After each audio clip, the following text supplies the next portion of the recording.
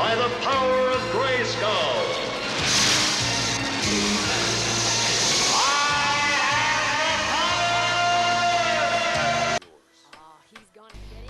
Hello, this is just a quick review for A Way Out on the PS4. It was one of those titles that came out, I think it was 2018 that it came out.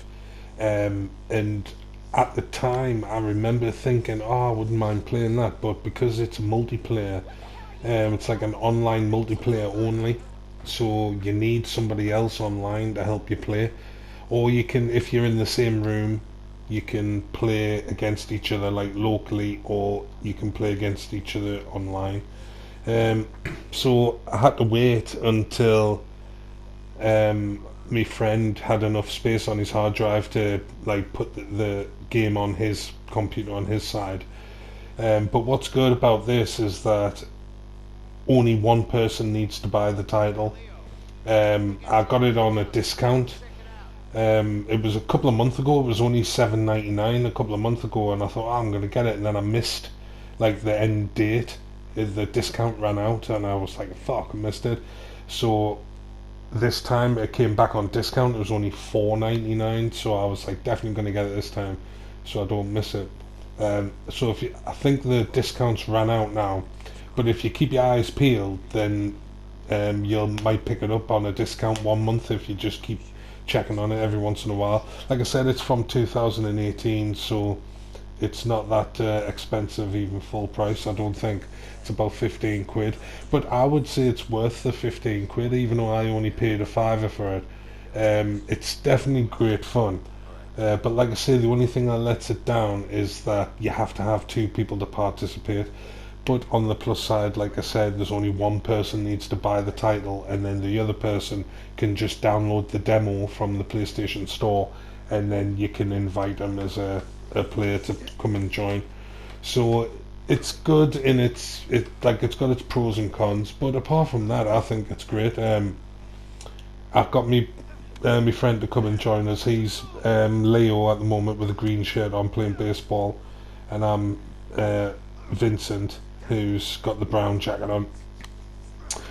You start off in jail. I didn't include any of that in the game footage because I didn't want to spoil it, because I feel as though that's like one of the best bits of the game so far. I mean, I haven't even finished the story mode yet, so but the beginning is really, really good, and it takes like two of you to play, obviously, but it's such a great addition to the game. So I didn't want to put that on the spoilers, because it's probably the first half of the game, or a good quarter of the game, is where you're in prison trying to escape, and it's really, really good. Like I say, there's some good points about this game, and they've like missed a trick on a few places, meaning they could have implemented certain items of gameplay or aspects of gameplay which they didn't, and they've missed out on making the game a lot better. But the times that you do get to play and stuff like that, I still think it's really good. It doesn't really take anything away, apart from they could have made the game a bit longer maybe. But I like the idea of how you've got to work together. If you're ever trying to bust a door down, or if you're trying to move something heavy, then you've got to get your partner to come and help you, which isn't unusual. I mean, it's like that on most games where you've got like an NPC normally who gives you like a bunk up so you can get to a ladder or something. And it's the same principle as this, so you've got to generally do a lot of teamwork as you're making your way through the levels. You do a lot of teamwork. But they've both got different personalities, I think. Leo in the green shirt, he's like a hothead. He's looking at doing like I think it's 4 years or something for aggravated burglary or something, and assault and stuff like that. So he's like a hothead. And then Vincent is I think he's getting done for like embezzlement or fraud or something, and he was looking at about 16 years. You know, so like they've both got different backgrounds, they've both got different personalities, and when you come to ask people questions, or you'll come to a situation in the game where you need to make a decision, you can either say this one thing or you can say this other thing. and it depended on who's, like, you could do it Leo's way or Vincent's way, and it's two like very different opinions. Either knock someone out or go in stealth and stuff like that. So you've always got that replayability where you can keep going back and choosing the opposite option to what you did last time. Also, you could swap characters around. This part is where Leo's got to talk to Alex, his little son, and then while he fucks off and goes to talk to his lass, I play basketball with him. But it's stuff like this interaction. Instead of watching a cutscene, you could actually play. So it makes it interesting for me as a secondary player or as a primary player. I'm playing, waiting for him to do this.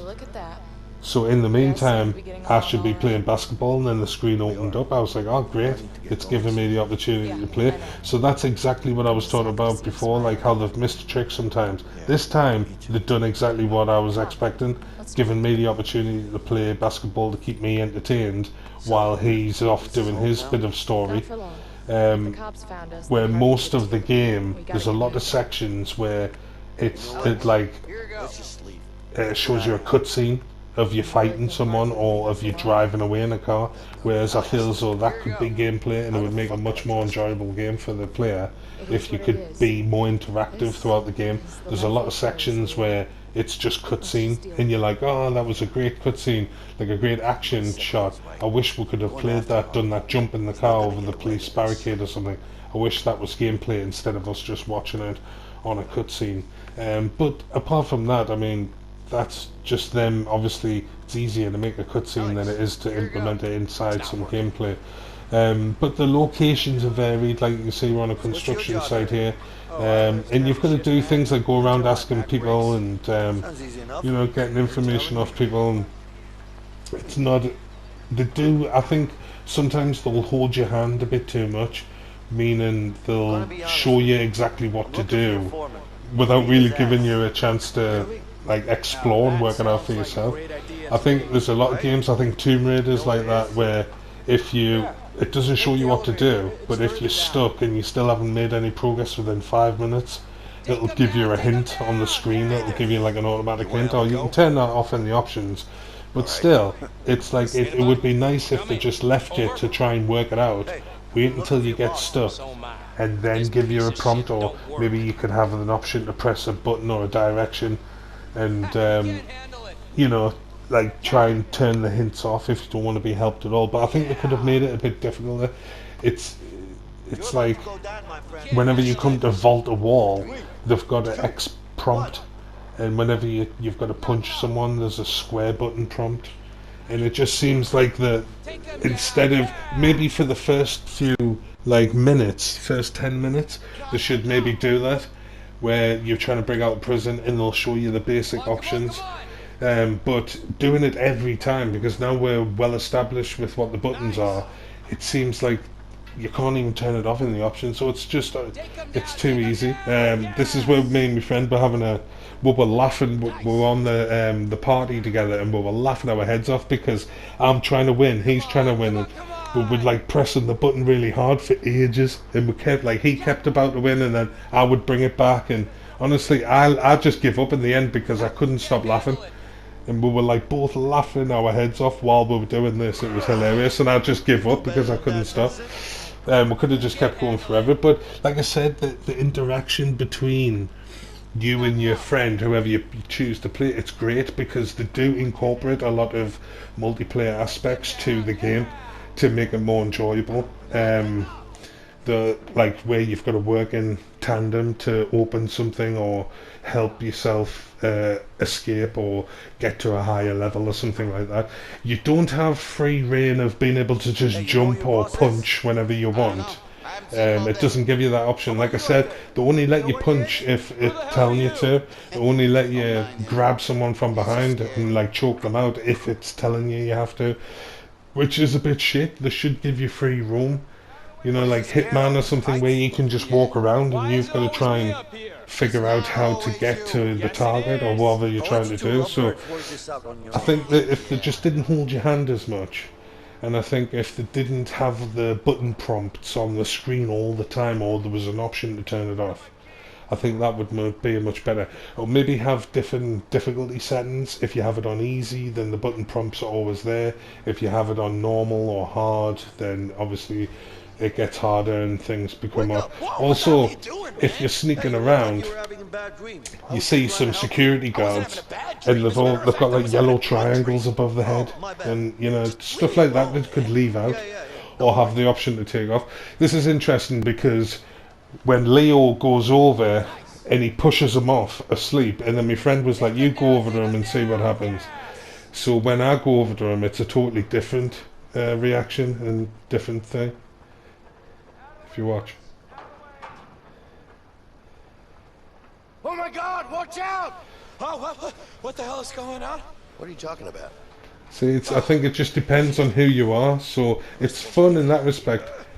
Doing different things with different characters has a different response, so I think you've got to choose carefully. And this is a little action shot, this is a little, well, that bit was anyway, but it's when when you get into an action scene. He wasn't paying attention and he didn't press the button. But you can see this is what the game's like when you get into an action bit and you're not just walking around. So I'm left to actually get down and get down to where he needs us, because I need to move the crane as he's fighting the guy. So like I said, it's very intuitive, and I think it's very clever how they've incorporated. I mean, look at the camera shots here, it's very cinematic. He's moving across the top of the crane and you can see the bad guy on top of that crate. I've got to try and get to the other side and cut him off before he jumps off. It's class. I really like it, how it incorporates, and me and my friend who were playing at the time, we were really enjoying it, and we were like singing its praises as we were playing. There was a few things, like I've already mentioned, that took the fun out of it a bit, but for the most part you really feel like you know, you're playing these scenarios. And but like again, I can only punch him because it's telling us to, and I'm just tapping the square, so as soon as it's available he starts throwing punches, so it looks more smoother. But if you don't, it just the pause and then there's a big yellow square on the screen. So like I said, stuff like that they need to incorporate or take out, or have the option to take them off in the settings. But the game is really good. And like I said, I only paid $5 for it, so I had been waiting ages to play it and have a proper go of it, and you know, get used to the controls and stuff. But my friend didn't have the storage, so we couldn't get around to doing it. Then I totally forgot about the game. But this is another section where the gameplay changes. Now it's like an overhead view, and we've got to try and corner him and you know, get him trapped. And I thought he was going to go left, but he didn't.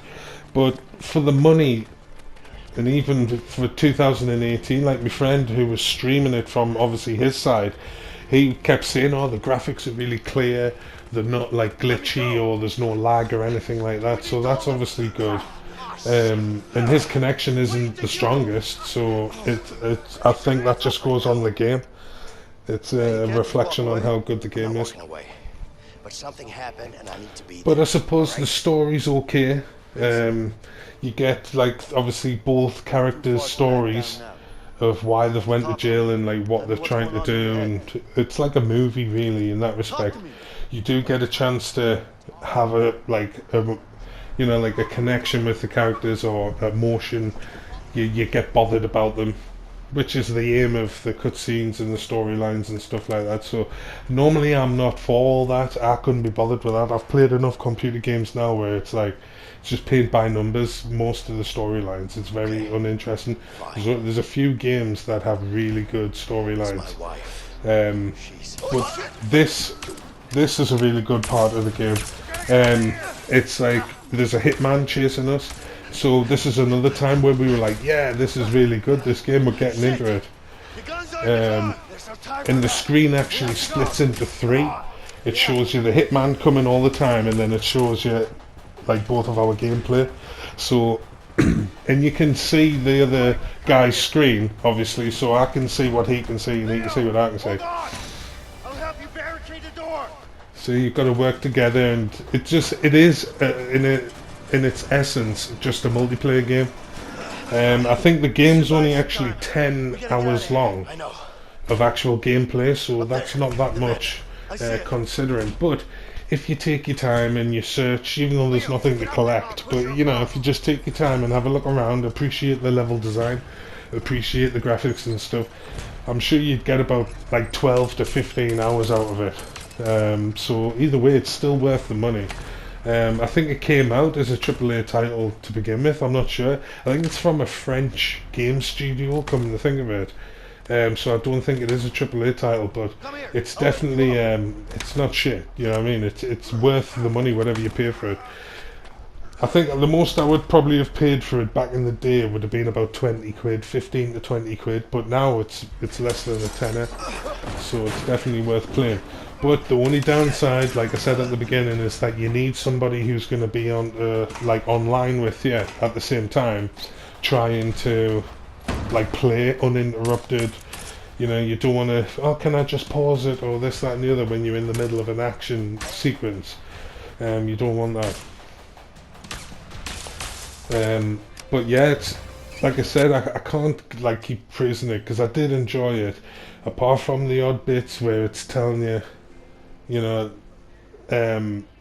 you can't do this because the connection's bad, or if you don't press the button in time, you just die and then you've got to start again.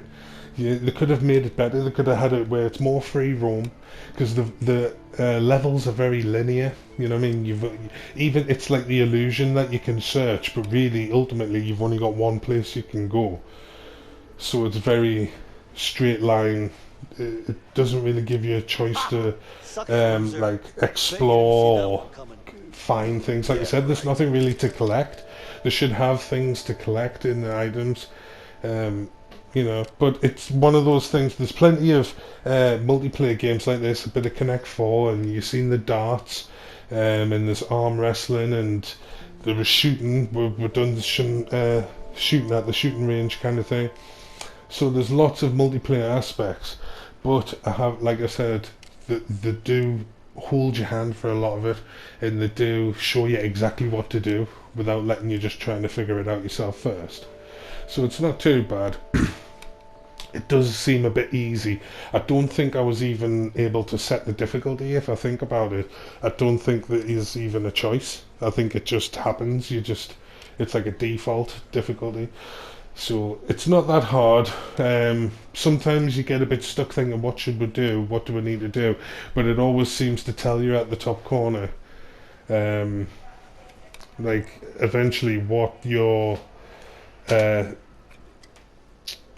tells you what the objective is. Like if you need to phone somebody or if you need to go and talk to somebody, it'll always tell you at the top of the screen. So like I said, they've made it a bit too easy. I think they must have been worried about it being too difficult, and with it being a multiplayer, because they recommend you need to have a party open so you can talk to the guy you're playing against, because you need full communication. But it does seem better because you can set off in different directions and go talk to different people, and you need to take turns at talking though, because if you start a conversation with somebody and then the dialogue starts, if he starts, like your other person starts another conversation with a different NPC, just both conversations mute and they just still play over the top of each other, so you can't really hear. So what me and my friend agreed was, just if you're talking to somebody, then wait before you activate your conversation, so at least we'll get the full volume and we can hear what's being said. So you could just work in tandem like that. But I think for the game I love the way you use multiplayer to get the objectives done and stuff like that. That's really good. I like the idea of that. I like the time it's set, because I think it's set late 60s, early 50s. So that's quite good. Muscle cars and the music, the fashion and stuff. So I like the idea, because me and my friend was saying, imagine this was like Shawshank Redemption or something like that, like a movie game tie-in, or The Great Escape with Clint Eastwood, where he's escaping from not The Great Escape, what's it called, man? Alcatraz. Great Escape's what's his name?